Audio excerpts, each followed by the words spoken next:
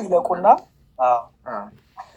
ነገ ጥምቀት ላይ እንሄዳበታለን። ጥምቀት ላይ እናርገው፣ ሳክራመንቶቹን እንጨርስ። ምክንያቱም እነሱ ፒላር ስለሆኑ የሃይማኖት መመስረቻ እምነትም ስለሆኑ ሃይማኖትም ስለሆኑ ዶግማም ስለሆኑ ጥምቀትን ነገ ተዘጋጁበት። ሁላችሁም እንደዚሁ ተከፋፍለን መሄድ እንችላለን። እንደዛ ማድረግ እንችላለን። ስለዚህ መምህር ብሩክ ሜቢ 3-4 ደቂቃ ይወሰዱና በ30 ደቂቃ ጨርሱ ስላለን 3-4 ደቂቃ ይወሰዱና በቁርባኑ ላይ ያልተነሳ ነገር ካለ እሱን ይጠቅሉ። ከዛ የሆነ የጠየቀው ጥያቄ ደግሞ መምህር ኤፍሬም እና ቀሲስ በኩሉ እናንተ ማጠራጠሪያ ደቂቃ ወስዳችሁ መልስ ስጡት።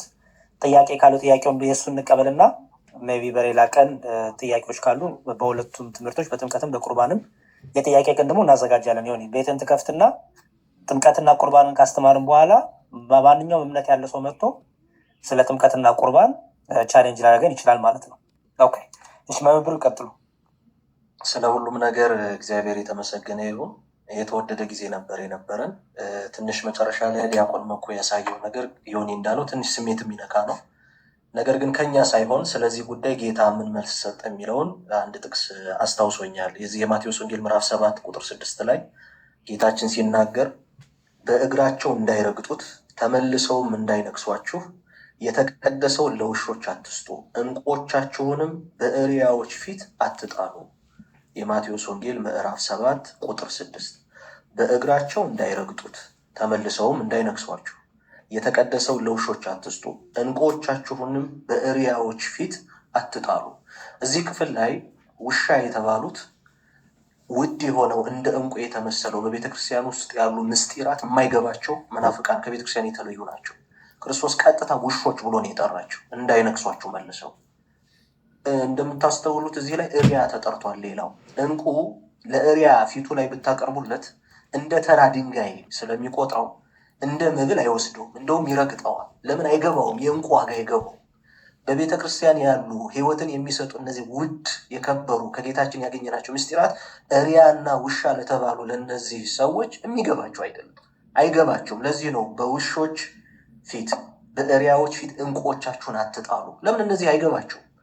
ስለዚህ በአሳማ ፊት ውድ የሆነውን የከበረ ዕንቁ ብታስቀምጠው ሊበላው አይችልም፣ እንደውም ረግጦ ጭቃ ውስጥ ሊያስገባው ይችላል።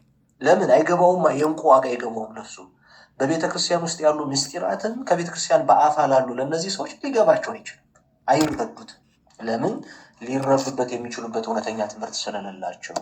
ይህንን ብዬ ማጠቃለያ የማደርገው ምንድን ነው?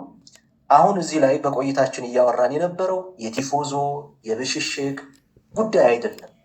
እያወራን የነበረው መድኃኒት ክርስቶስ ራሱን አሳልፎ ስለሰጠበት የህይወት ጉዳይ ነው። ስለዚህ እዚህ እየሰማችሁ ያላችሁ ወንድሞች ካላችሁ ህይወት ወዳለው ወደ እውነተኛ ትምህርት እንድትመጡ እንጂ እናንተን ለማብሸቅ ይህን ያህል ጊዜ አላጠፋን። የብሽሽቅ ጉዳይ አይደለም። ይሄ የኳስ ጉዳይ አይደለም። የማሸነፍና የመሸነፍ ጉዳይ አይደለም። እያወራን ያለ ነው የህይወት ጉዳይ ነው። ስለዚህ የህይወት ጉዳይ እስከሆነ ድረስ ወደ እውነት ትምህርት እንድትመጡ ነው። ይህንን ስንናገር በእኛም ቤት ያለን ሁላችንም ትምህርቱና እውቀቱ ስላለን ብቻ የጌታ ስጋና ደም እውነተኛ ነው ስላለን ብቻ ህይወት አይሆነንም። እውነተኛነቱን አምነን አሜን ብለን ስንቀበለው ነው። ምክንያቱም በክርስቶስ አካል ያለች ብልት በዚህ ምስጢር የማትሳተፍ ከሆነ በድን ብልት ነው የምትሆነው። ስለዚህ እውቀት ብቻ መስጠት መማራችን ብቻ ይህን መያዛችን ብቻ ሳይሆን እውነት ወደሆነው ወደ ጌታ ስጋና ደምን በእውነት መቅረብ ያስፈልጋል። የእኛ ውጤታችን እዚህ ጋር ወጥተን የአሸናፊና የተሸናፊነት ስሜት ፈጥረን መውረድ አይደለም። የእውነት እውነተኛ ስጋና ደም ነው ብለን ሁላችንም ልንነጻና ልንታጠበት እንድንቀርብ ለማድረግ ስለሆነ ሌላው ቤተክርስቲያን የምትባለው ወይንም ቤተክርስቲያን ህይወት ያላት ቤተክርስቲያን የምትባለው ምስጢራትን የምትፈጽም እስከሆነች ድረስ ምስጢራትን የማትፈጽም ቤተክርስቲያን ባዶ አዳራሽ ነች። ሰዎች ቤተክርስቲያን ሊሉት ይችላሉ፣ ቸርች ብለው ሊሰይሙት ይችላሉ። ያ ግን ባዶ አዳራሽ ነው። ቤተክርስቲያንን ቤተክርስቲያን የሚያሰኛት በውስጧ የሚፈጸሙ የእውነት ምስጢራት ናቸው። ምስጢራትን የማትፈጽም ቤተክርስቲያን ባዶ አዳራሽ፣ በቃ ከዚህ የተለየ ነገር የላትም።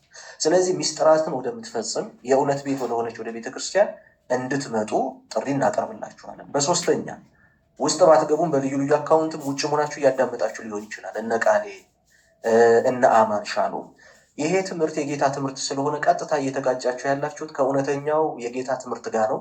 ከትምህርቱ ባለቤት ከክርስቶስ ጋር ነው። በመጨረሻው ሰዓት በክርስቶስ የፍርድ ወንበር ፊት ትቆማላችሁ። ከዚህ የእውነት ትምህርት ጋር በአመፅ ተለይታችሁ እስከ መቼ ነው የምትኖሩት? ስለዚህ ወደ እውነተኛ ትምህርት በመምጣት በክርስቶስ የፍርድ ወንበር ፊት ስትቆሙ የማታፍሩበትን እውነት እንድትይዙ በፍቅር እንጠራችኋለን። ስለዚህ ዛሬ የነበረን ጊዜ በጣም ደስ የሚል ውጤታማ ነው። እግዚአብሔርን ለሁሉም ነገር አመሰግናለሁ። ወንድሞች መምህራን በጣም ቃለ ሕይወት ያሰማልን። ዮኒም እግዚአብሔር ይባርክ። በእውነት ይህን እድል የሰጠኸው አንተ ነህ። አውደ ምሕረት ነው የሰጠኸው። ቀላል ቁጥር አይደለም። አንተም በዚህ ውስጥም ደግሞ ገብተው እየተከታተሉ ያሉትና እናመሰግናለን። አመሰግናለሁ። ሰላም ሁኑልኝ።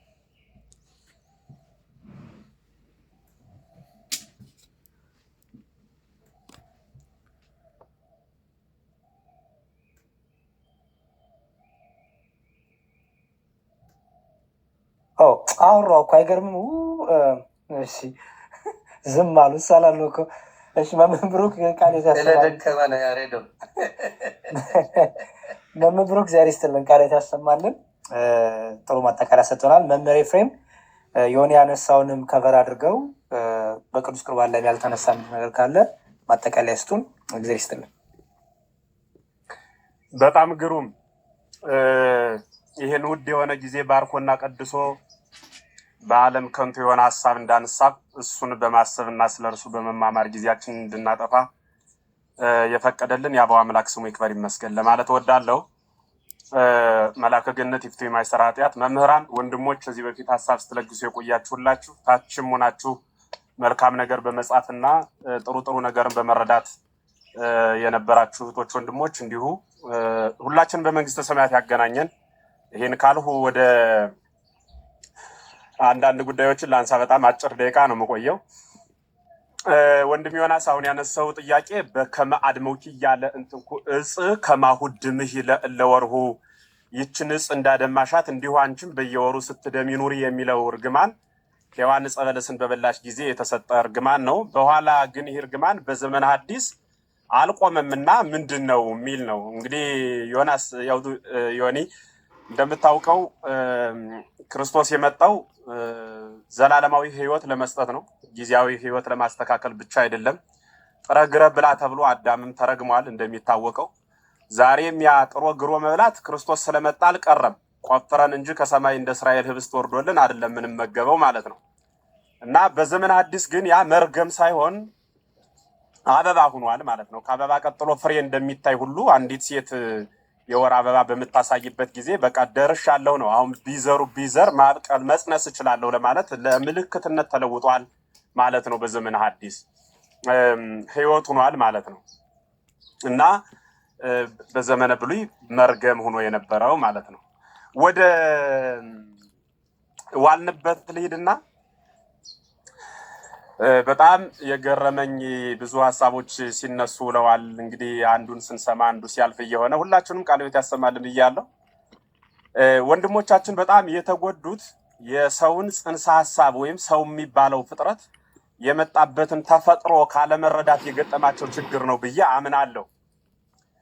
የሰው ልጅ የተፈጠረው በተዋህዶ ነው። የሚያምነው በተዋህዶ ነው። በኋላም የሚኖረው በተዋህዶ ነው። ተፈጥሮው ተዋህዶ ነው ማለት ነፍስና ስጋ ተዋህደው የሚንቀሳቀስ ፍጥረት ነው እያልሁ ነው። ነፍስና ስጋ ሰው ለመኖሩ የማቴዎስ ወንጌል ጥቀስልኝ እንደማትሉኝ ባለሙሉ ተስፋ ነኝ። ነፍስ የሌለው የሚንቀሳቀስ ስጋ ስለሌለ ማለት ነው። አሁን ልብ ብላችሁ አዳምጡኝ።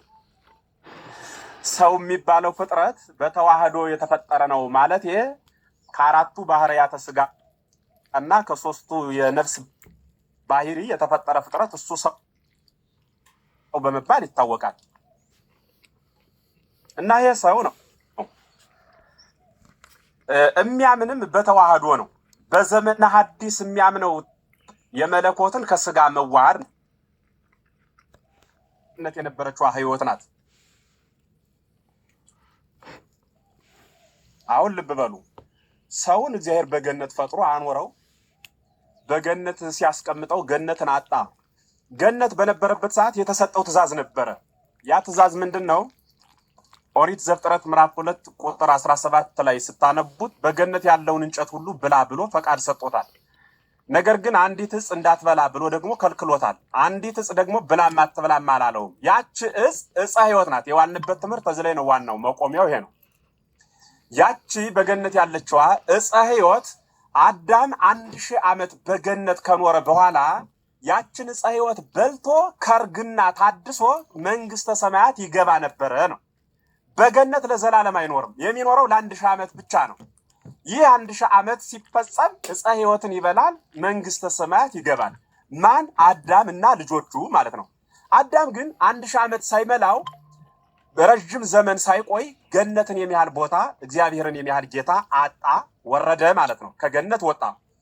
ከገነት ሲወጣ ዳግም ያችን ዕፀ ሕይወትን ሄዶ እንዳይመገብ በመላእክት በኦሪት ዘፍጥረት እንደምታነቡት ተዘጋች፣ ተከበበች ማለት ነው።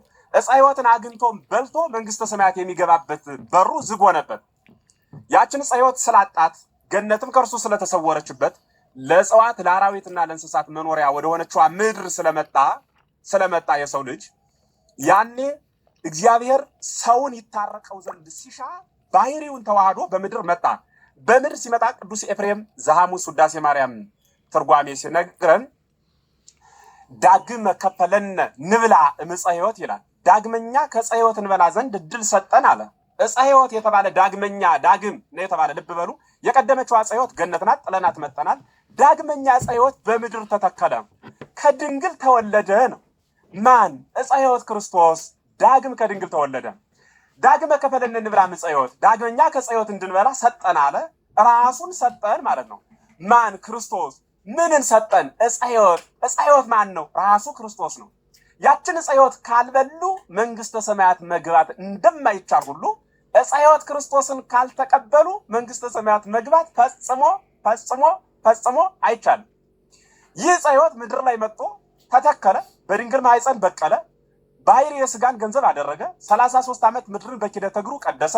በኋላ ግን እንዲህ ብሎ ተናገረ፣ ስጋዬን የበላ ደሜን የጠጣ የዘላለም ሕይወት አለው አለ።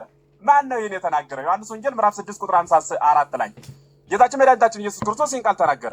ስጋዬን የበላ ደሜን የጠጣ የዘላለም ሕይወት አለው ብሎ ሲናገር የትኛውን ስጋ? በስቅለቱ ጊዜ ገና ከመሰቀሉ አስቀድሞ ይህ ስለእናንተ የሚፈሰው ደሜ የሚቆረሰው ስጋዬ ነው አለ። ስለማን? ስለእናንተ። ለብሽሽቅ አይደለም ይህን ቃል የተናገረው። ብሽሽቅ ማለት ምን ማለት ነው? እኔ ለምሳሌ ዛሬ በህይወታችን ስንኖር የሆነ እንቅፋት ሲመታን በሆነ ሰው ምክንያት የሆነ ነገር ስንሆን እሱን ልትበለኝ እንደወየው ስለአንተ እንዲሆን ቆሰሉ ምናምን እንደምንልበት መበሻሸቅ አይደለም። እውነተኛ ቅዱስ ስጋውና ክቡር እውነተኛ እኮ ነው ያለው። በነገራችን ላይ ምሳሌ ነው አላለም። የሆነ ጊዜ እንደሚነሳ ነው የሚቀር ነው የሚያልፍ ነው ዘመን የሚሽረው ነው አላለም። እውነተኛ ቅዱስ ስጋዬና ክቡር ደሜ ነው አለና እንካችሁ ስለእናንተ የፈሰሰው ደሜ ስለእናንተ የተቆረሰው ስጋዬ ነው ብሎ ሰጠ። ይህንንም በቃል ተናግሮ የተው አይደለም። በዕለተ ዓርብ በመስቀል ቅዱስ ስጋውን ቆርሶ ደሙን አፍሶ እንካችሁ ብሉ ብሎ ሰጠን። ያን ቅዱስ ስጋና ክቡር ደም ያልተቀበለ ደግሞ ህይወት የለውም ማለት። ለምንድን ነው ህይወት የሌለው? ዕፀ ሕይወትን ተመግበን መንግስተ ሰማያትን ገባ የነበረ እኮ ምላችሁ ዕፀ ሕይወትን በማጣታችን ምክንያት ዳግመኛ ዕፀ ሕይወት ተሰጠን። ያ ዕፀ ሕይወት ወልደ አብ ወልደ ማርያም የሆነው ኢየሱስ ክርስቶስ ነው ማለት ነው። በምድር ተተከለ አለ፣ ከድንግል መጥቶ ተወለደ ማለት ነው። ለዚህም አባቶቻችን ሲተረጉሙ ነባቢት ገነት ይሏታል። ማንን? እመቤታችን። ያችኛዋ ገነት ዕፀ ሕይወት በቅሎባታል። ግን ዕፀ ሕይወት ቢበቅልባትም ይህ ነባቢት ናት። ከዚያችኛዋ ሲለይ ነባቢት ገነት ይላታል። ይችኛዋ ድንግል የምትናገር ገነት ናት። በቀለባት። ማን? ዕፀ ሕይወት ክርስቶስ በቀለባት ማለት ነው። ዕፀ ሕይወት ክርስቶስን ሳይመገቡ መንግስተ ሰማያት እገባለሁ ማለት ግን አይቻልም። ለምሳሌ አሁን መጨረሻ ላይ ከተነገረው አንድ ሀሳብ ላንሳ። አይጧ ብትበላ መንግስተ ሰማያት ትገባለች ወይ? ለአይጥ ሰው የሆነ አምላክ የለንም። ለሰው ነው ሰው የሆነው። ባህሪ አይጥን ገንዘብ ያደረገ አምላክ የለንም። ባህሪ ሰብን ነው ገንዘብ ያደረገው። ሲቀጥል አይጥ ህያዊት ነፍስ የላት። ህያዊት ነፍስ የላት፣ አትኖርም እኮ። ደማዊት ነፍስ ያለቻት ትንቀሳቀሳለች፣ ስትሞት በስብሳ ትቀራለች። ዘላለማዊውን የሰው ልጅ መላካዊ ባህሪ ያለውን የሰው ልጅ አውርዶ በዚያ ልክ የሚያምኑትን አምላክ የተናገረውን ቃል ለመገልበጥ ቤተክርስቲያንን ለመቃወም ሲባል የተሄደበት ርቀት ቤተክርስቲያንን የሚወክል ቃል አይደለም ማለት ነው። ስለዚህ ተፈጥሮን ማሰብ በራሱ የምናምነው በተዋህዶ ነው አልኳችሁ። ልብ በሉ። በተዋህዶ ነው ማለት ከእግዚአብሔር ጋር በመኖር በተዋህዶ አምናለሁ የሚል ሰው ከእግዚአብሔር ጋር ሳይዋሃድ ተዋህዶ የሆነ እምነቱ ምኑ ላይ ነው? ምኑ ላይ ነው ተዋህዶ የሆነው? እንዲሁ በእግዚአብሔር ታችም ካላችሁ ለራሳችሁ መልስ ስጡት። ተዋህዶ ነኝ ብሎ የሚያምን አንድ ክርስቲያን ነኝ የሚል ማለት ነው። ክርስቲያን ማለት በራሱ ተዋህዶን የሚገልጽ ቃል ነው። ለምን ቢባል ክርስቲያን የተባለው በክርስቶስ ነው። በክርስቶስ ክርስቲያን መባላችን ደግሞ የክርስቶስን ቅዱስ ስጋና ክቡር ደም ስንቀበል ነው። የክርስቶስ ቅዱስ ስጋና ክቡር ደምን ተቀብለን በክርስቶስ ክርስቲያን ተዋህዶ የሚባል ስም ካገኘን የተዋህድነው በምንድን ነው? ቃሉን ብቻ በመስማት መዋሃድ ይቻላል? አይቻልም። በመብል ያጣነውን ህይወት ባለቤቱ እርሱ ራሱን መብል አድርጎ ሰጠ። ራሱን መብል አድርጎ ሰጠ። ይህ የተፈጸመው በቀራንዮ ለሁላችን ድህነት በመጣው በመድኃኒታችን በኢየሱስ ክርስቶስ አማካኝነት ነው። ቅዱስ ሥጋውና ክቡር ደሙን አለመቀበል ማለት ግን መድኃኒት ሳይወጥ በነገራችን ላይ በሽተኛ ይድናል? ለዚህ መልስ ስጡኝ። አዳም እስከ ልጆቹ ታሟል። ባጭር ልዝገው፣ ይህ ቃል ብቻውን በቂ ቃል ነው። አዳም እስከ ልጆቹ ታሟል። ለምን ቢባል መርዝ ጠጥቶ። የት የነበረ መርዝ? ዕፀ በለስ የሚባል ገነት ላይ እግዚአብሔር የተከለውን መርዝ አንስቶ ዋጠ። ማን ነው የዋጠው? አንስቶ አዳም ዋጠው። ያንን መርዝ የዋጠ ሰው ሌላ መድኃኒት ሳይወስድ ዝም ብሎ ቁጭ ብሎ ከዚያ መርዝ ከሚያጠፋ መርዝ መዳን ይችላል? ይችላል ወይ? አይ ዝም ብሎ ቁጭ ብለን ተሰብስበን በጋራ አይ በቃ መርዙ ምናልባት ከሆደ ጨጓራ ደርሶ ሊሆን ይችላል፣ ከጉረሮ ከአንጀት እያልን ስናወራ ብንውል ሰውየው መዳን ይችላል? አይችልም። ያ ወደ ውስጡ የገባው መርዝ የሚያወጣ መድኃኒት ሌላ መድኃኒት መጠቀም ስንችል ነው። ኢየሱስ ማለት እኮ በነገራችን ላይ መድኃኒት ማለት ነው። መድኃኒት ማለት ተመልከቱ፣ መድኃኒት ከቆላና ከደጋ እንጨት እንደሚቀመም ሁሉ ከመለኮትና ከትስብእት ተቀመመ። ማን? ስጋና መለኮት የተዋሃደው በመለኮትና በስጋ ተዋህዶ ተገለጸ። ማን ተገለጸ? ኢየሱስ ክርስቶስ። ኢየሱስ ማለት መድኃኒት ማለት ነው አልኋችሁ። መድኃኒቱ መጣና ተቀመመ፣ ተበጠበጠ። ስለዚህ አዳምና ልጆቹ ገነት ላይ ውጠው የመጡትን መርዝ ያ መርዝ የሚወገድበት ያ መርዝ የሚረክስበት የመርዙ ማርከሻ አንደበቅ የሆነ እርሱ ከድንግል የተወለደው ክርስቶስ መጣ እኮ ነው የምላችሁ። ነሣ ደዌነ ወጾረ ሕማመነ። ከዚያስ የእኛንን በሽታ እኛ የዋጥነውን መርዝ በራሱ ላይ ተሸክሞ በጲላጦስ ፊት ቆሞ በመስቀል ተሰቅሎ እርሱን መድኃኒት አድርገን ዋጥ ነው ማለት ነው። መድኃኒቱን ሳልውጥ በውይይት ብቻ የዋጡት መርዝ ይፈርሳል እያሉ መናገር ግን ራስን ማጀል ነውና መድኃኒት ክርስቶስ ነው። ኑ ቤተክርስቲያን ደግሳለች፣ ኑ ሀቤ እያለች በረጅም ስብከት ትጣራለች። ሁላችሁም ኑና መድኃኒት ክርስቶስ መድህን ዓለም ስሙም እኮ ያለ መድኃኒት እኮ ነው። መድኃኒት እኮ የሆነው መጥቶ ቀራንዮ ላይ ታርዶ እኮ ነው። ቀራንዮ ላይ ራሱን አወራዶ እኮ ነው በፈቃዱ። እሱን ምስጢር መያዝ ይጠይቃል ነው። ወንድሞችን በጣም ያደነቁበትና ያመሰገኑበትን አንድ ምስጢር ልናገርና አልጨርስ። መድኃኒት ክርስቶስ በቤተ መቅደሱ የሚደረገው ቅዱስ ሥጋና ክቡር ደም ውላጤ ብሎ መናገር ይሄ በጣም ፍጹም ነውር ነው። ስንዴው ተለውጦ የጌታን ሥጋ ይሆናል፣ ማን ነው ወይኑ ተለውጦ የሚባል ትምህርት በቤተ ክርስቲያን የለም። በጣም ወንድሞች በጥንቃቄ ሲናገሩ ስለነበር ገርመውኛል። እግዚአብሔር በሚያውቅ በጣም ማለት ነው። አንባቢነት ማለት ይሄ ነው። መረዳት ማለት ይሄ ነው። ተለውጦ አይደለም፣ ከዊን ነው፣ መሆን ነው፣ መለወጥ አይደለም። ልክ እንደ አሁን ለምሳሌ የጌታ ማየገቦ ይሆናል ስንል ውሃነቱን ለቆ አይደለም። ውሃ እንደሆነ በህድረተ መንፈስ ቅዱስ አድሮበት ምን ይሆናል ማለት ነው? የሚያድን የሚፈውስ ከክርስቶስ ጋር የሚያሳትፍ ውሃ ቅዱስ ውሃ እንደሚባል ሁሉ ይህ የክርስቶስ ቅዱስ ሥጋና ክቡር ደም ደግሞ የምናየው ህብስቱ ህብስትነቱን ሳይለቅ ወይኑ ወይንነቱን ሳይለቅ የክርስቶስ ቅዱስ ሥጋና ክቡር ደም መሆን ካዊን ማለት ነው። ዮሐንስ ቅድም በደንብ ጠበቅ አድርጎ ሲናገር ሰምቼው ደስ ብሎኛል። በጣም መሆን ነው፣ ውላጤ የሌለበት መቀየር የሌለበት ማንነቱን ሳይለቅ ግን ደግሞ እግዚአብሔር የሆነ ማለት ነው። ያ የክርስቶስ ቅዱስ ሥጋና ክቡር ደም የሆነ ማለት ነው። ይህ ምስጢር ነው ማለት ነው። ስለዚህ በጣም ወንድሞች እንዲህ የሚያስጨዋችሁ ቤተክርስቲያን በጣም እንዲህ የሚያደርጋችሁ ህመሙ ነው።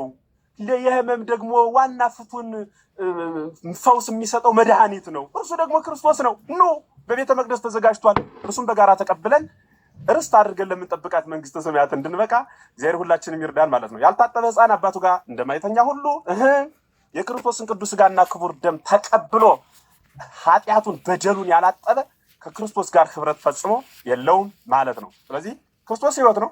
ህይወት የሆነውን ክርስቶስ እንድንቀበል ብቸኛው አማራጭ አሐቲ ወደ ተባለችው ቤተክርስቲያን መምጣት ነው ማለት ነው። ያስተማረን ይክበር ይመስገን። እናመሰግናለን። ዮኒም ቁጭ ብለህ ስለምትሰማ ጊዜህን መስዋዕት አድርገህ በመካከል ቁጭ ብለህ ቤትን ከፍተህ ወንድሞችንም እኛንም ከርቀትም ከቅርበትም ሁሉንም ሰብስበህ እግዚአብሔር ቃል ለመማር ልብህን ስለከፈትክ እጅጉ እናመሰግናለን። ወደ ምትናፍቃትና ያ የድሮ ድምፅህ እናትና ልጇ ብለህ የምትናገረው ያ ድምፅ በጣም ሁላችን ይናፍቀናል። በቅርብ ቀን እንዲያ እንደምትል ባለሙሉ ተስፋ ነን። እግዚአብሔር ከሁላችን ጋር ይሁን። እናመሰግናለን። እሺ አሜን። መምህር ኤፍሬም ቃሎትን ያሰማለን፣ እግዚአብሔር ይስጥልን። ደቂቃና ሰዓት ኖሮ ረጅም ሰዓት ቢያስተምሩን ተደሰትን ነበር። ግን እኔና ዮኒ ሚስቶቻችን ይቆጡንና በኋላ ውጭ ነው የምናድረው እና ከዛ አንጻር ነው። በሌላ ቀን ግን በጊዜ ገብተን በደንብ እንማራለን። እግዚአብሔር ይስጥልን። ቀሲስ ዲበኩሉ አሉ፣ እሳቸው ሀሳብ ይስጡን። ከዛ መምህር እስኪያስ፣ ከዛ ቀሲስ ቴዎድሮስ፣ አሁን የምንፈልገው እንግዲህ ቀሲስ ዲበኩሉ ማጠቃላይ ይሰጡናል። መምህር ሕዝቅያስ እና ቀሲስ ቴዎድሮስ ግን አጠቃላይ ስለነበረን ቆይታ ብቻ አጭር ሰመሪ ሰጣችሁን እንጨርሳለን ማለት ነው። ቀሲስ ዲበኩሉ ማጠቃላይ ሀሳብ ካለት በቅዱስ ቁርባን ላይ ይስጡን። እሺ፣ የኔና የዮኒ ሚስቶች ይቆጡናል ሲል የኛዋ መነኩሴ ናት ወይ ልል ነበረ። እግዚአብሔር ይስጥልን፣ ቃለ ሕይወት ያሰማልን ሁላችሁንም። ቀሲስ መጋቤ ጥበባት ቀሲስ ቴዎድሮስ ይፍቱኝ ይባርኩኝ።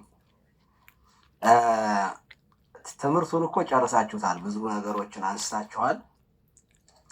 ግን ቅድም ዲያቆን መኳንንት ካሳየን ቪዲዮ ልነሳ እና የተወሰነ ነገር ልበል። ቃለ ሕይወት ያሰማልን መምህር ኤፍሬም ሁላችሁንም። ይገርማል። በትክክል ፓስተር ማን ነበረ? ፓስተር ታሪኩ ትክክለኛ የጴንጤቆስጣልን ወይም የፕሮቴስታንትን እምነት የሚወክል ነው። ባይዘቤ ኢንቴንሽኑ አይጧ ብትበላው ሕይወት ልታገኝ ነው ወይ ልትድን ነው ወይ መንግስተ ሰማያት ትገባለች ወይ የሚለው ትክክለኛ እምነታቸውን የሚገልጥ ነው። በነገራችን ላይ በደንብ አስቡት። እንደዚህ ነው እነሱ ሲያስቡ የሚያስቡት። ስለ ህብስቱን ሲያዩ የሚታያቸው ዳቦ ነው። እምነት የሚባል ነገር የለም። ውሃውን ሲያዩ ትዝ የሚላቸው የሚጠጡት ሃይላንድ ነው። እምነት የሚባል ነገር የለም። እነዚህ ሰዎች በጣም ሰይጣን ክፉ ስለሆነ ሰው እንዴት በእንጨት ምክንያት እንዴት ከገነት ሊባረር ይችላል ብለው አይጠይቁም። የሰው ልጅ አዳምና ሔዋን ዕፀ በለስን በልተው ከገነት መውጣታቸውን ሲመለከቱ እንዴት በዕፅ ምክንያት እንጨት እንዴት ሰው ስለበላ ሞትን እንዴት እንደገባ ይቀበሉና ሕይወት የመጣበትን ጌታ ለመዳን የመጣበትን መንገድ ግን ይዘጋሉ። ሰይጣን ክፉ ነው። የሞትን መንገድ ይከፍታል፣ የሕይወትን በር ደግሞ ይዘጋል። እንደዚያ ነው የሆነው። እውነት ለመናገር አይምሮ ያለው ሰው ይወላችሁ ዕፀ በለስን በልቶ ሰው ሞት 5500 ዓመት ተፈረደበት ሲባል እንዴት እንጨቱ እንደ እንጨት ስለተበላ እንዴት ምናምን ብሎ ያልጠየቁ ሰዎች አሁን ዕፀ ሕይወት ክርስቶስን የበላ የዘላለም ሕይወት አለ ሲባል በጣም የሚገርም ነገር ነው። ደግሞ ራሱ ይህ ስጋዬ ነው፣ ይህ ደሜ ነው። የሰው ልጅ በመብል ምክንያት ጠፋ፣ በመብል ምክንያት መዳኛውን አደረገው። ሲጀመር ዕፀ ሕይወት በገነት ውስጥ ዋብቆ ለእግዚአብሔር ሰለስተ ዕፅ የሚለው እና እኛ ግን እንዲህ እንላለን።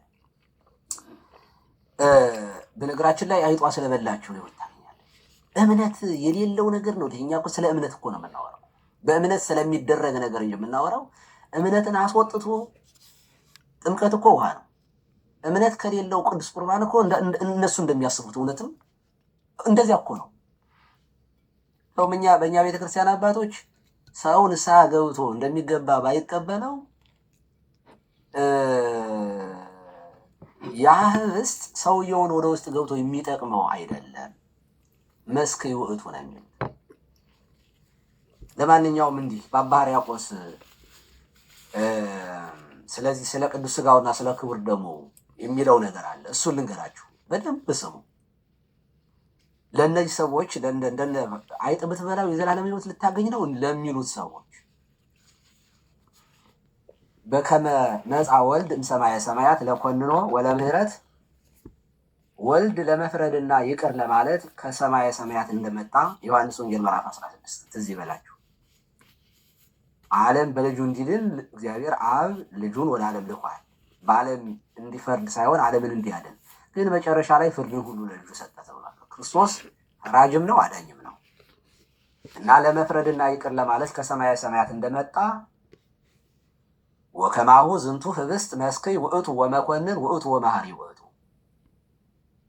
እንደዚሁም ይህ ህብስት ከሳሽ ነው፣ ፈራጅም ነው፣ ይቅር ባይም ነው። ምክንያቱም ህብስቱ ወይንም ስጋው ከክርስቶስ የተለየ አይደለም። ስጋዬ ነው ያለውና ደሜ ነው ያለው። የዘላለም ሕይወት የምናገኝበት ነው። ዕፀ ሕይወት ክርስቶስ ነው። ቅዱስ ኤፍሬምም ከፈለነ ዳግመ ንብላ ዕፀ ሕይወት፣ ዘውእቱ ሥጋሁ ለክርስቶስ ነው ያለው። ዳግመኛ ከዕፀ ሕይወት እንበላ ዘንድ አደለን፣ እርሱም የክርስቶስ ሥጋና ደም ነው ያለው። ዕፀ ሕይወት ክርስቶስ ነው። በገነት መካከል የተተከለው የሕይወት ዛፍ ክርስቶስ ነው። ማእከለ ምድር ላይ እግዚአብሔር ንጉሥ ውእቱ እምቅድመ ዓለም አለ ዳዊት። እግዚአብሔር ከዓለም በፊት ንጉሥ ነው፣ ነበረ፣ ነው፣ ይሆናል፣ ሆኖ ይኖራል። ወገብረ መድኃኒተ በማእከለ ምድር፣ በምድር መካከል መድኃኒትን አደረገ ያለው ያ መድኃኒት ክርስቶስ ነው። ይቀጥላል። እምዝንቱ ቃል መደንግጽ ትፍራህ ነፍስ ወይርአድ መለያሊ ወይሰበር አናብዕተ ልብ ዘውስጥ። ከዚህ ከሚያስደነግጥ ቃል የተነሳ ነፍስ ትፍራ፣ ሕዋስ ይንቀጥቀጥ፣ በውስጥ ያለ የልብ ደጅም ይሰበር።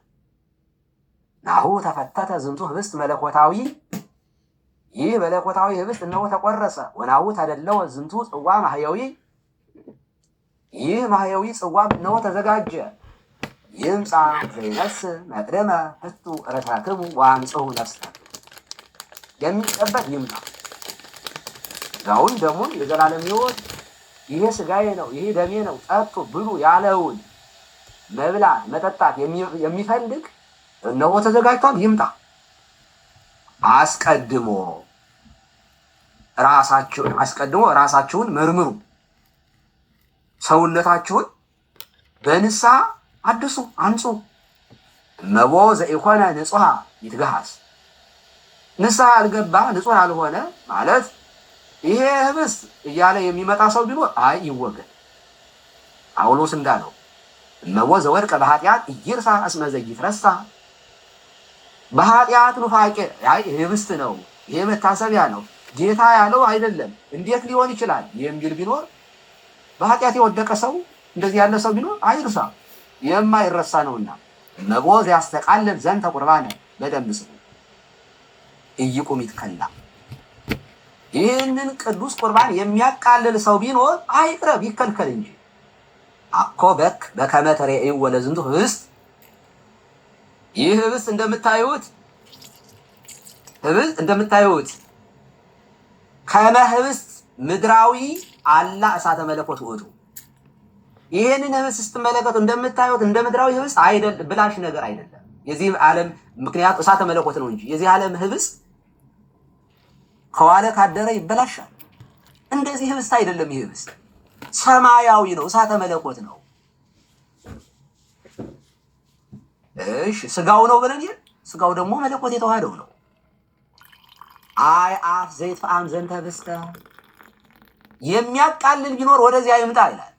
አይጥም ይበላው ይህ ህብስት ነው ይሄ ዳቦ ቂጣ ስለበላ እነዚህን ሰዎች ይህን ቅዱስ ቁርባን የሚያቃልል ሰው ቢኖር አይቅረብ ይከልከል።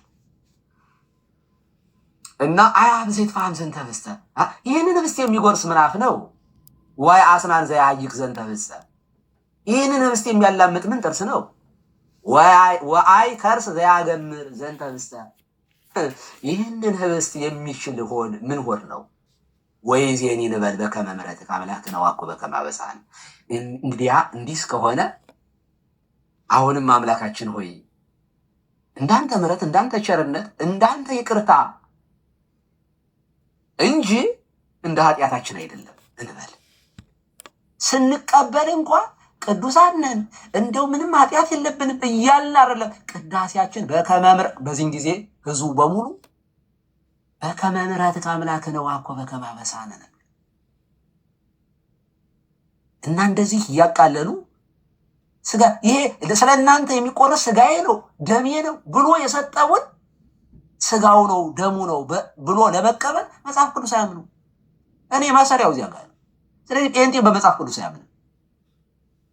እምነቱ የላቸው። ሲያዩት ህብስት ነው የሚታያቸው እንጂ በህብስቱ ውስጥ ያለ እምነት አይደለም። የእምነት አይን አይደለም ያላቸው። የድመት አይጥ ምንድነው የተገጠመለት ሰው አይጥ ነው አሉ የሚታየው። የእምነት መነጽር ሊኖረን ይገባል። በእምነት ነው የምንበላው ያንን ህብስቱን ስጋው ነው ብለን ደሙ ነው ብለን ነው የምንጠጣው እንጂ እኛ ህብስት ነው ቤታችን ካለ መታሰቢያ ነው። መታሰቢያማ ዝክርስ ራሱ መታሰቢያ አይደለም። እኔ ለኔ ቢጤ እኮ ብዘክር እኮ መታሰቢያ እኮ ነው። ክርስቶስን አስብበታለሁ። ያ ስብሐት እኮ ብዬ አቡነ ዘበሰማያት ስደግም እኮ እንጀራዬን ባርኬ ስበላ እኮ ጌታዬን ሰጪን ሲሳዬን ዘለለለት ነው እኮ እያለሁ የዕለት እንጀራዬን የሰጠኝን እኮ እያሰብኩ ነው እኮ እንጀራዬን የምበላው። ህይወቴ በሙሉ እርሱን እያሰብኩ የምኖረው ነው። ያ ግን ስጋው ነው። ለምን ይህን አደረገው? እኔና እናንተን ለማዳን ነው እንዴ። በነገራችን ላይ ክርስቶስ በእምነት ለሚዳስሱትና በእምነት ለማይዳስሱት አንድ አይነት አይደለም። በእምነት ለሚዳስሱት መፈወሻ ነው፣ መዳኛ ነው፣ ህይወት ነው። ለፈወሱት በእምነት ለሚገርፉት ግን ልብሱን ለሚጎትቱት ግን የኋሊት ለሚያስሩትን ለካዲዎቹ ግን ሩቅ ቢሲ ነው። አዳኝ አይደለም፣ ፈራጅ ነው። ስለ ክርስቶስን ስንዳስሰው እንኳ በእምነትና ከእምነት ውጭ ሲሆን ልዩነት አለው። በእምነት የዳሰሱት ይኸው ተፈውሰዋል። 12 ዓመት እንተ ይሁዳ ደም ይፈሳት የነበረ ተፈውሳለች። ግን ለገረፉትስ ለናህና ለቀያፋስ መስቀሉን ላሸከሙትስ መከራ ላሰቃዩትስ ለነሱማ መርገም ነው። ክርስቶስ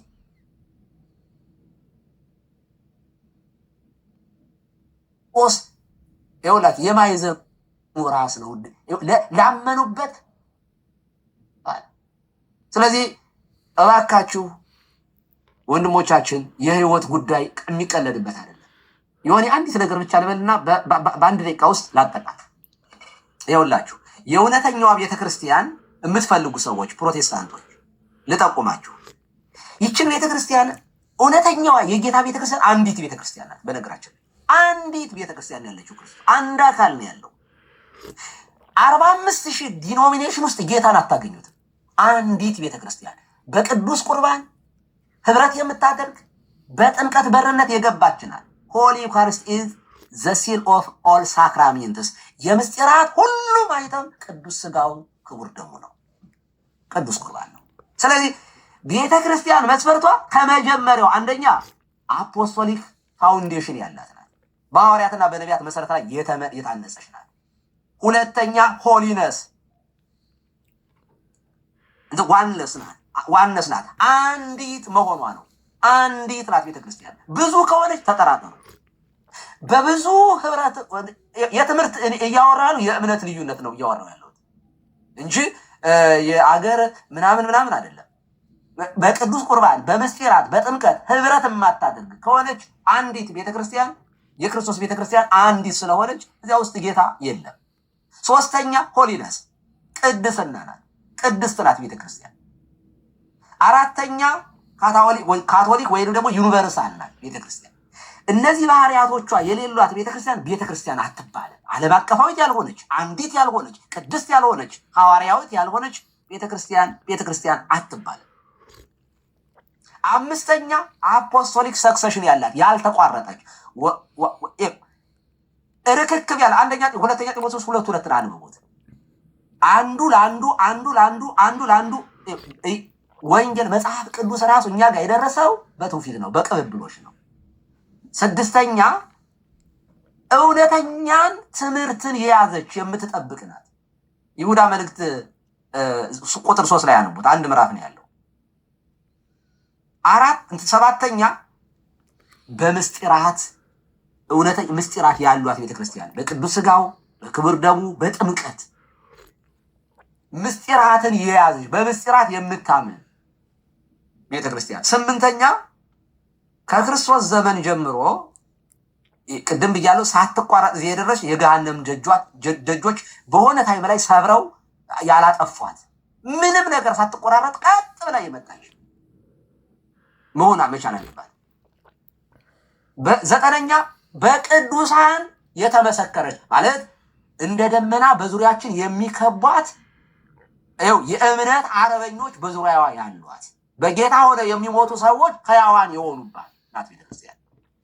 በገነት ያሉት በጌታ ሆነ የሚሞቱት ቢሞቱም ሕያው ናቸው ብሎ ጌታ እንደተናገረ በዮሐንስ ወንጌል ምዕራፍ 11 ቁጥር 25 ላይ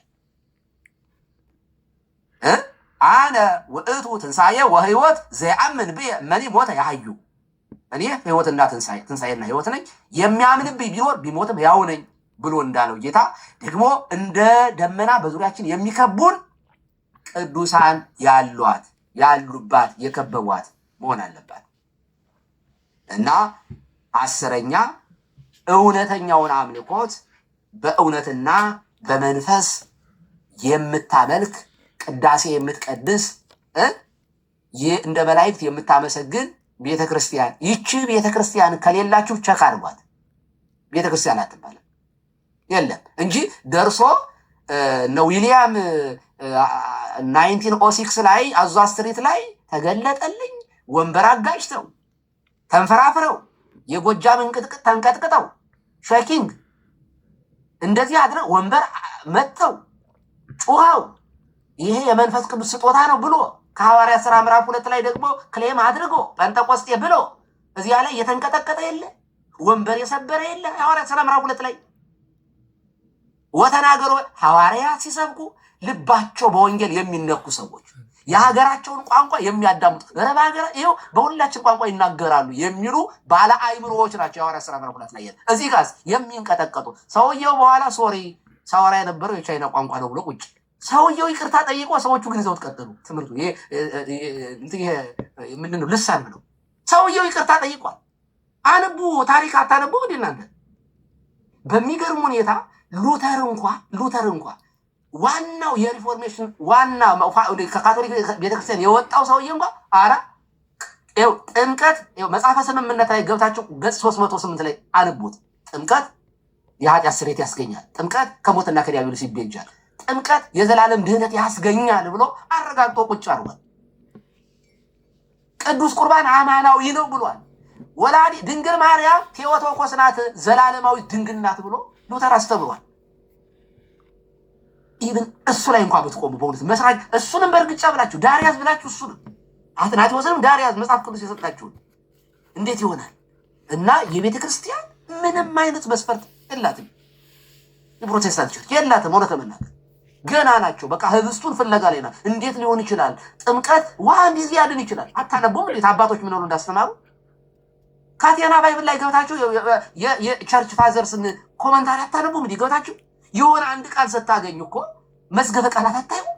ትናንትና ስግደት ያን ያህል ስታደክሙን ይኸው የእናንተ የፕሮቴስታንት ሊቃውንት እኮ ከኛ ቤተክርስቲያን አባቶች ከካቶሊክ ቤተክርስቲያን አባቶች ጋር ሆነው የአክብሮትና የአምልኮና የአክብሮት ስግደት አለ ብለው ተንትነው ይሄ የአክብሮት ነው። ዲክሽነሪ እንኳን ማየት እንዴት ያቅታችኋል? እንዴት አታነቡ? በቃ እናንተ የምታውቋቸው 4-5 ጥቅሶች አሉት። ሮሜ ምዕራፍ 8 ቁጥር 34 ላይ ዮሐንስ ወንጌል የተወሰነ 4 ጥቅሶች፣ ከዚያ ውጭ የለም። መጽሐፍ ቅዱስ ራሱ ቤት አይጠናም። ስለዚህ እባካችሁ ወደ መዳኑ በህይወታችሁ ላይ አትቀልዱ፣ አታሹፉ፣ ጠይቁ፣ ራሳችሁን መርምሩ። ከየት ነው የበቀል ነው ብላችሁ ጠይቁ። እንዴት እዚህ መጣል? ቤተክርስቲያን እስከ 20ኛው መቶ ክፍለ ዘመን የት ነበረች ብላችሁ ጴንጤዎች ጠይቁ። እንዴ ጠይቁ። መጠየቅ እንዴት ይከብዳችኋል? የት ነበረች ቸርች? እኛ የያዝነው መጽሐፍ ቅዱስ እነማን ሰጡን? ከሰጡንስ የእነሱን ትምህርት ለምን አንቀበልም? ቅዱስ ጳውሎስ ደግሞ ይህንን በመልእክታችንና በቃላችን የነገርናችሁን አጥብቃችሁ ያዙ አለ። አጥብቃችሁ ያዙ። በመልእክታችን ማለት በጽሁፍ የሰጣናችሁን ብቻ አይደለም ማለት በቃላችንም በቃላችን የሰጡን ሐዋርያት የት አላችሁ? ትውፊት የላችሁማ። መጽሐፍ ቅዱስ ከትውፊት ጋር ነው ሙሉ የሚሆነው። ምክንያቱም ጳውሎስ እንደነገረን ትውፊትን ያዙ፣ ወግን አጥብቃችሁ ያዙ ነው ያለ። የት አላችሁ ነው። እና መርምሩ። ይሄን ነው ማለት የምፈልገው። ያስተማረን የመከረን አምላካችን እግዚአብሔር ስሙ ብሩክ ይሁን። ዮኒ አውደ ምሕረት ቤትክን እግዚአብሔር ስላደረገው አንደኛ እግዚአብሔር እናመሰግነዋለን። ይሄ ቀላል አይደለም በእውነቱ። በትክክል ማኛነት በአራዳነት በመንፈሳዊ ነገር ሲሆን ጥሩ ነው። እርድና ዝም ብሎ ይሄ በዝም ብሎ ለማይረባ ነገር ለቅራቅንቦ ነገር ከሆነ ግን እርድና ያስበላል። አራዳ ማለት በነገራችን ላይ የነፍሱን ጉዳይ እለትም ዛሬ በዚህ ሌሊት ነፍሴ ከስጋዬ ሊለይ ይችላል፣ ስለዚህ ብሎ ስታንድ ባይ መሆን ነው አራዳ ማለት። አራዳ ማለት ስለ ነፍሱ ጉዳይ ላይ በምንም የማይደራደር ማለት ነው። የዘላለም ህይወት ጉዳይ ነው ወዳጆች የምናወራላችሁ። ታውቃለህ ለዚህ ሀገር ዋጋ ያስከፍላል። ቁጭ ብሎ ቲክቶክ ላይ መዋል እንዴት ገንዘብ የለውም? ቲክቶክ እንደምታውቀው ዋጋ ያስከፍላል። አሜሪካ ሀገር ዋጋ ነው የሚያስከፍለው። ግን የዘላለም ህይወት ጉዳይ ስለሆነ ዋጋ ይገኝበታል ብለን ነው። እና ንግግራችን በጨው እንደተቀመመ ይሁን። ማንንም ለማናደድ ኦፌንድ ለማድረግ አይደለም። የህይወት ጉዳይ ነው። ነገ እንገናኛለን። ግሎሪፋይ የሆነ በከበረ ስጋ በትንሣኤ ዘጉባኤ እንነሳለን። ስንነሳ ሁርሁር ጉማን ከመባል እንድንድን አምልጡ። ቤተክርስቲያን ፈልጓት፣ እውነተኛዋን ቤተክርስቲያን አስተምሯን ፈልጓት። እንዴት እኛ ጋር ደረሰች ብላችሁ ጠይቁ፣ መርምሩ። እናንተ የያዛችሁት ትምህርት አንድም በቤተክርስቲያን ታሪክ በአባቶች ትምህርት አንዱም መስፈርት ላይ የለም። ባለፈው ብራዘር ዴቭ ሲናገር ነበር። ተጠራርታችሁ አንተ አጥምቀኝ አንተ አጥምቀኝ ተባብላችሁ ቤተክርስቲያን ልትሆኑ አትችሉም ብሏል። እሱ እንኳን ተጠራርቶ በመጠመቅ ሻወር ነው። ልጅ ለልጇ እናት ለልጇ ሻወር ልትሰጥ ትችላል እንጂ ልታጠምቅ አትችልም። ዛሴ ክህነት በሌለበት ሁኔታ ጥምቀት የለም። የሐዋርያዊ ቅብብሎች ሊኖር ይገባል። እና ቡሩካን ሆኑ ቴንኪው።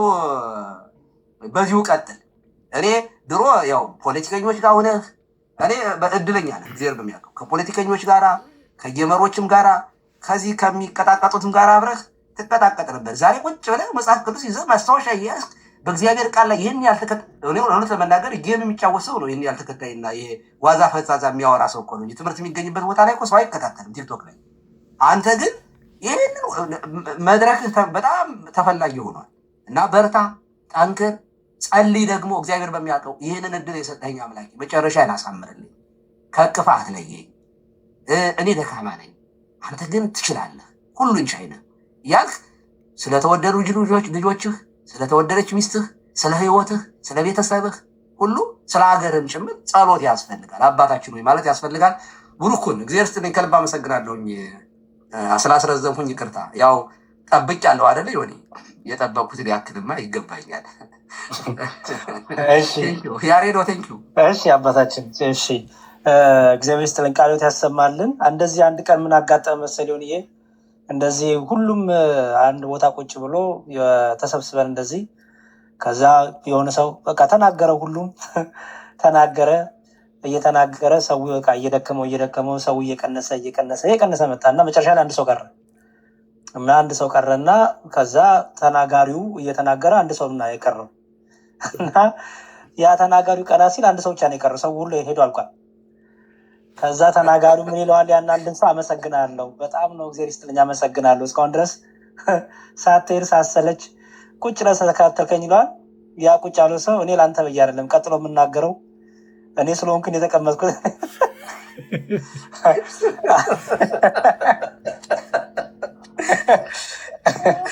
ቀጥሎ የምናገረው እኔ ሳልናጋ አይደል ብዬ ነው ቁጭ ያልኩት እንጂ ለአንተ ብዬ አይደለም አለ ይባላል። እና ሁሉም እየቀነሱ እየሄዱ ቀሩ። እኔና ዮኒ ቀረን መጨረሻ ላይ ማለት ነው።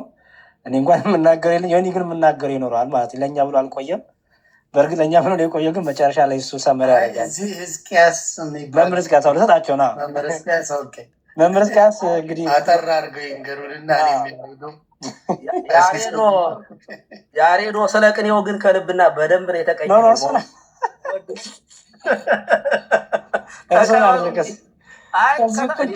እኔማ አለሁ እኮ እንዴ እዚሁ ቁጭ የወጡትን ተቀበሉ እንግዲህ።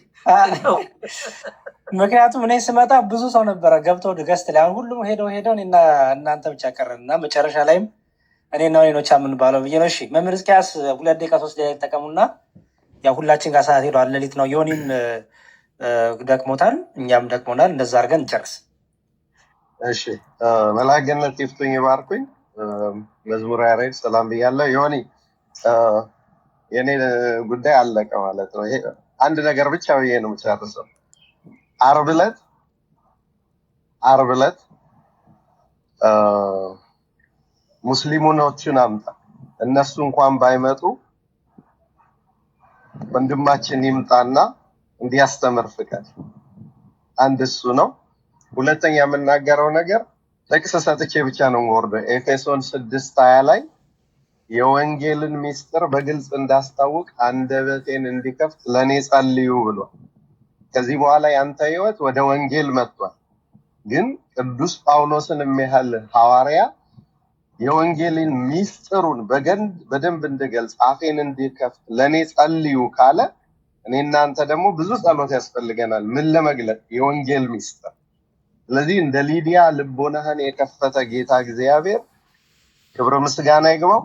የቀረ ዘመንህ የሰላምና የእውነት ይሁንልህ። ተባረክ። በዚሁ ይቀጥል። እግዚአብሔር ይስጥልኝ። እሺ አሜን። መምህር ሕዝቅያስ እኔም በቃ የወንድምነት የታናሹን ምክሬን ሰጥቼ ሉጣ። እኔና ዮኒ ባይዘዌ ወደ ፕሮቴስታንት ሲሄድ ዮኒ ከዛ በፊት በደንብ እንታወቃለን። ወደ ፕሮቴስታንት ሲሄድ ጽፌለታለሁ ምን ብዬ እግዚአብሔር ይርዳ፣ ትክክለኛ መንገድ ላይ ቆምክ አልመሰለኝም። በእንግሊዝ የጻፍኩትን በአማርኛ ተርጉሜ ነው የማወራው። ላይ ሄድክ አይመስለኝም። አስተውል፣ አንብብ፣ መርምር። እግዚአብሔር ግን ከአንተ ጋር ይሁን። ሁሌም ግን የወንድምነት ፍቅሬም እንዳለ ነው። ሁላችንም መልካም ነገር እንመኛለን ብዬ ነው ከዮኒ ጋር የተለያየ ነው። አሁን ደግሞ ድጋሚ ተገናኝተናል። ብዙ ሰው ዮኒ ነገ ይገለበጣል፣ ነገ ይሰድባቸዋል፣ ነገ ኦርቶዶክሲን ያብጠለጥላል፣ ነገ እንደዚህ ይለናል። ኦኬ ዮኒ እሳትና ውሃውን በፊቱ ቀርቦለታል። ወደ ፈለገው እጁ መስደድ ይችላል። ከኛ የሚጠበቀው ወንጌልን መመስከር ነው። ወንጌልን እንመሰክራለን። እዳው የሚሆነው ለዮኒ ነው የሚሆነው ማለት ነው። ዮኒ በሰማው ከተማረ፣ ከጸና፣ ከበረታ፣ ንስሐ ከገባ ለቤቱና ለእርሱ መዳን ይሆናል፣ የዘላለም ሕይወትን ያገኛል። እንደዚህ እንዳማረበት ዮኒ አይቀጥልም፣ ይሞታል። ሁላችንም እንሞታለን፣ አፈሮች ነን። ዮኒ ቀይ አፈር ነው፣ እኔ ትንሽ ጠይም እላለሁ፣ ጠይም አፈር ነኝ። ቀሲስም ጠይም ይመስለኛል፣ መምህር ሕዝቅያስም ጠይም ናቸው። ወፍራምና ቀጭን ነን፣ ግን አፈር ነን። በቃ አለቀ። ስለዚህ ሁሉ ይጠፋል። በጊዜ ላይ ሁሉ ነው፣ ለሁሉ ጊዜ አለው። ስለዚህ ዮኒ የምትለወጥበት ይሁንልህ። እኔ ወንድምነት ምክሬ ነው፣ የምትለወጥበት፣ ንስሐ የምትገባበት፣ ትክክለኛውን ህይወት የምትመራበት። ምክንያቱም ዛሬ ተኝተን ነገ ላንነሳ እንችላለን። አሁን ደህና አድሮ ታብለን አይደለ? ኦኬ። ብዙ ሰዎች አንቀላፍተው እንነሳለን ብለው ተኝተው አይናቸውን ጨፍነው ያልነቁ ብዙ አሉ። ስለዚህ ጊዜያችን እንጠቀምበት። እግዚአብሔር እውነት ከልብ ተመልሰ ተጸጽተ ከሆነ እንደ ጠፋው ልጅ እጁን ዘርግቶ ይቀበልሃል። የጠፋው ልጅ ሉቃስ ወንጌል ላይ የምናገኘው ታሪክ ላይ የጠፋው ልጅ ወደ ቤቱ ሲመለስ ሲያጉረመርም የነበረው ያልጠፋው ልጅ ነው። የሚገርም ቤት ቁጭ ብሎ የነበረው እንዴት እሱ ሰድቦክ፣ እሱ ረግጦክ፣ እሱ አላግጦብህ ሄዶ ሲመለስ በንስሐ ትቀበሏለህ እንዴ? ድግስ ትደግሳለህ እንዴ? እኔ የቤት ቁጭ ብዬ ያልጠፋሁት ድግስ አትደግስልኝ ብሎ የተቆጣው ቤት የነበረው ሰው ነው። እንደዚህ አይነት ልብ የለንም እኛ። ልትመለስ ከሆነ እግዚአብሔር ማስቀድሞ እጁን ዘርግቶ የሚቀበል። የእኛ መቀበል አለመቀበል አይደለም፣ የእግዚአብሔር መቀበል ይበልጣል። የእግዚአብሔር መቀበል ግን ልብህን ያያል። የእኛ መቀበል ከውጭ ነው የምናያክ። ልብ የማየት ጸጋው የለንም፣ በእምነትም አልበረታንም። የእግዚአብሔር ማየት ግን ልብን ያያል።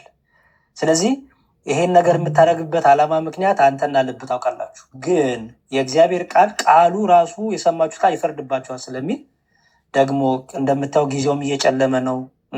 እየጨለመ ነው ስል ሌሊቱን ማለት አይደለም። እየሞተ ነው ብዙ ሰው። የዓለም ፍጻሜ እየሆነ ነው። ዓለም ደስ የሚል ነገር የላትም። አንተ ደግሞ ሁሉን ነገር አይተሃል። ሁሉን ነገር ክፉንም ደጉንም አይተሃል። እርግጠኛ ነኝ ሳትስፋ አልሆንክም። እርካታ የለህም በህይወት ከክርስቶስ ውጭ፣ ከቤተክርስቲያን ውጭ፣ በቅዱሳን ህብረት ከመታጠር ውጭ እርካታና ሰላም የለም። እና በውስጥ ለምትጽፉልኝ ሰዎች መልእክት እያስተላለፍክ ነው። ዮኒ ነገ ተገልጦ ይሰድብሃል፣ ነገ ኦርቶዶክስን ይሳደባል። ለእሱ ነው ፍርዱ የሚሆነው። ከኔ የሚጠበቀው ከእሳትና ከውሃ አንዳንዶችን አውጡ ይላል። ለቢዝነስ ያርገው፣ ለመሳደብ ያርገው፣ እንግዲህ ፍርዱ ለእሱ ነው የሚሆነው። ከኔ ከዚህ ከሚጠበቀው ምንድን ነው? ዮኒን ማስተማር። እግዚአብሔር በእኛ በደካሞች እኛንም ታግሶናል፣ እኛንም ተሸክሞናል። ግንባር ላይ ቢጻፍ እዚህ ማናችንም አንቆም። ዮኒ እንደዚህ አክብሮ አይሰማኝም። እኔን ኃጢአቴን ቢያው ማለት ነው። ቪዲዮ ከፍቼ ግንባር ላይ ኃጢአት ቢጻፍ ከዮኒ የባሰ ኃጢአት የሰራው ሰው ነኝ። ስለዚህ በስጋ ኃጢአት በስጋ ድካም ማንም ማን ላይ ፈርድም። ይልቁንም የንስሐ ያድርግልህ። የጾም ወቅት ነው፣ የመመለሻ ወቅት ነው፣ ወደ ቤተክርስቲያን ወደ ክርስቶስ የመቅረቢያ ወቅት ነው። እድል ነው ይሄ። እግዚአብሔር እድልና ጊዜ አመቻችቶላል በአንድም በሌላ። አንተ ደግሞ እድሉን ተጠቅመህ ወደ ልብህ ተመልሰህ ወጥነት ያለው እውነተኛ የሆነ ፈርም የሆነ ክርስቶስን ከዚህ እኔ አይ ዶንት ቲንክ ሌላ እድል የሚሰጥ አይመስለኝም። ሆን እያስፈራራው አይደለም። እድል በህይወት ላይ ቶሎ ቶሎ አይመጣም፣ ድግግሞሽም አይመጣም። በተለይ ከዘላለም ህይወት ጋር ያለው ነገር እግዚአብሔር ይታገስና አንድ ቀን ይሰብረናል፣ አይቀርም። ስለዚህ ይሄን እድል ተጠቀምበት። እኛም እየመጣ እንደ እግዚአብሔር ፍቃድ የተማርነው እናስተምርሃለን። ተማር፣ ትምህርት ላይ ትኩረት አድርግ። እኛ ጋር እንደምታየው እጅህን ወደ ላይ አድርግ፣ ያንን ጨፍን፣ ጸድቀሃል፣ ሂድ፣ ድነሃል ምናምን እንደዚህ ብሎ ሽወዳ የለም። መጀመሪያ ተማር። ከዛ በኋላ ቄደር የንስሐን ጥምቀት የንስሐ ንባን በንስሐ ወደ ቤተክርስቲያን ትመለሳለህ። ቃለ እግዚአብሔርን እየተማር ቀሪው ዘመንን ቀሪው እድሜህን ቤትህን ልጆችህን እግዚአብሔር ደግሞ በዘላለም ህይወት እንዲያስብህ ቅድመ እድሜህን ቀሪውን ጊዜ እንድጠቀምበት ወንድማዊ ታናሽ ወንድማዊ ምክሬም ነው ጸሎቴም ነው። እግዚአብሔር ይርዳ። እኔንም አንተንም ፍጻሜያችን ያሳምርልን። እኔንም አንተንም እንደ ድካማችን እንደ ኃጢአታችን እንደ በደላችን እንደ ንግግራችን እንደ ክፉነታችን ሳይሆን እንደ ቸርነቱ ይቅር ይበለን። ለክርስቶስ ክቡር ስጋና ክቡር ደም አንተንም እኔንም ሁላችንም ያብቃን፣ የጠፉትን ይሰብስብልን። እግዚአብሔር ይስጥልን፣ እድሜ ጸጋ ይጨምርልህ። እናመሰግናለን በጣም። በእኔ በኩል ጨርሻለሁ። እግዚአብሔር ይስጥልን። ዮኒ የምትለንን ሰምተን እንውጣ። አዎ እንዲያውም የሚገርመው እኔ እግዚአብሔር ብዙ እድሎች ሰጥቶኛል። ለምን እንዳልኩት በመጀመሪያ ስላከበራችሁኝ ምን ያህል የፈለገ ነገር ብል ብያለሁ። ደግሞ የምታዩት ነው፣ በቪዲዮ የሚቀመጥ ነው። ያንን ሁላ ስል እንግዲህ በጉባኤ ተሰብስበን እንረግማለን፣ በጉባኤ ተሰብስበን እንዲናረጋለን፣ በጉባኤ ተሰብስበን እናጠፋለን ያለ አንድም ዲያቆን አንድም ቄስ አልሰማሁኝም። እኔ አሁን እዛ ቤት ብዙ ችግር የተፈጠረው ጥያቄ በመጠየቄ ጥያቄ ይፈራል። ዝም ብለህ ተቀበል። ያው ድነሃል ነው አንተ እንዳልከው።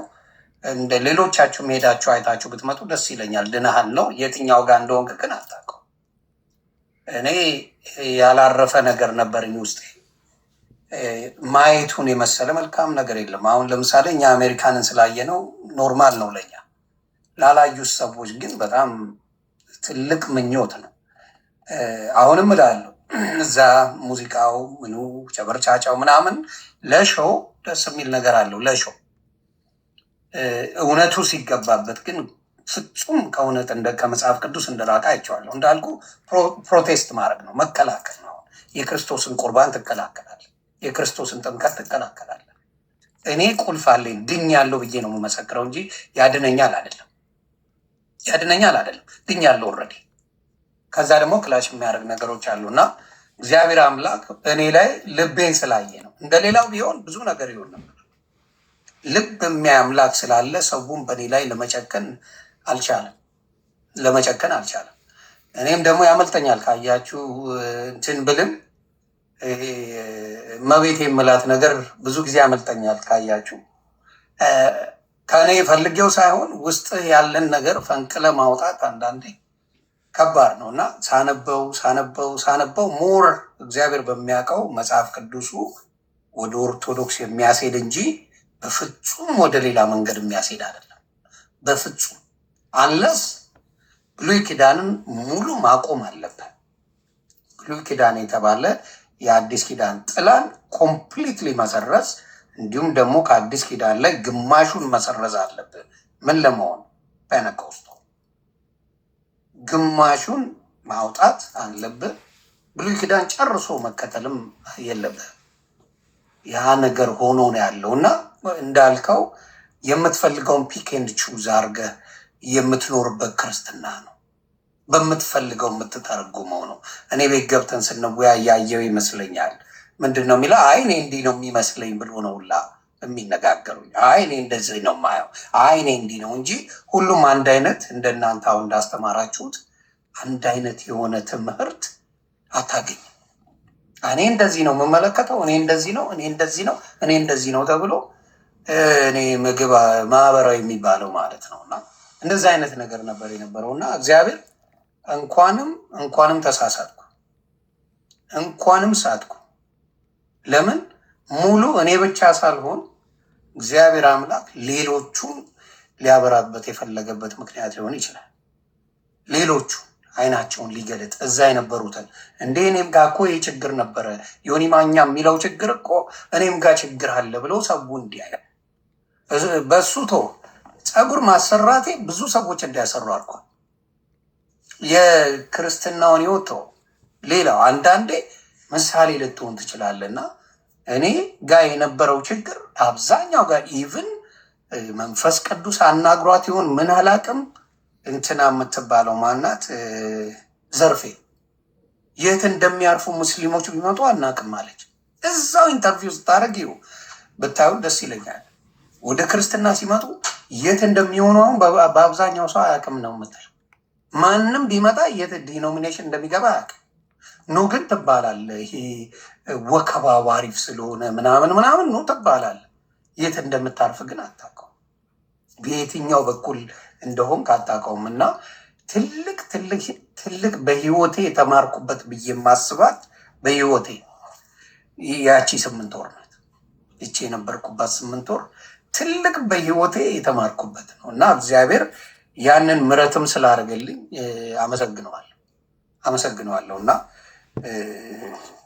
እግዚአብሔር ለእኔን ምክንያት አድርጎኝ ይህን ሙሉ በሙሉ እንዳልኩ ሚሊየን ቻንሶች የሉም በህይወት ላይ ግን በደንብ እንዳያድርጎ የምናገረው አንድ ስህተት በእነሱ በሚሉት ውስጥ አምጥቼ ሳጠያይቅ እንዴ እንደዚህ ብላችሁ ነበረ ቪዲዮዎች አሉ አሁን እንደዚህ እያልኬ ነው ምንድን ነው እስቲ አገጣጥማችሁ ንገሩኝ ነው የምላቸው።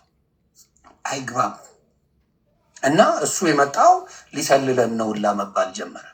ለምንድን ነው ምሰልለው? እውነተኛ ነገር ካለ ብሰልል ባልሰልል የሚያስደነግጥ ነገር የለም እና እንደዛ ነው የሚሉት። ሊሰልለን መጣ ነው የተባለው አሁን እና እኔ ልሰልል አልሄድኩም። እውነት ለመናገር እግዚአብሔር ገለጠው። እግዚአብሔር አንድ እንዳሉ ናችሁ፣ አንድ ላይ ህብረት እንደሌለ፣ አንድ ላይ አገልግሎት እንደሌለ እግዚአብሔር ገለጠው። ይሄ ነው የሆነው። እግዚአብሔር ነው የገለጠው። ያለውን ውሸት እኔ እንደማልፈራ ስለሚታወቅ እግዚአብሔር ምን አይነት ልብ እንደሰጠኝ አላውቀውም፣ አልወደውም። እውነት ለመናገር አንዳንዴ በጣም ይሄዳሉ እና ያንን እውነት ገለጠው። አሁን በስነ ስርዓት ሉተራን እና ፔኔኮስታል አንድ እንዳልሆኑ አደባባይ መሰከሩ። መስክረውት አያውቁም፣ በፍጹም አይመሰክሩ። በውስጥ ሚስጥር ይፋጫሉ እንጂ አደባባይ ወጥተው አይመሰክሩም።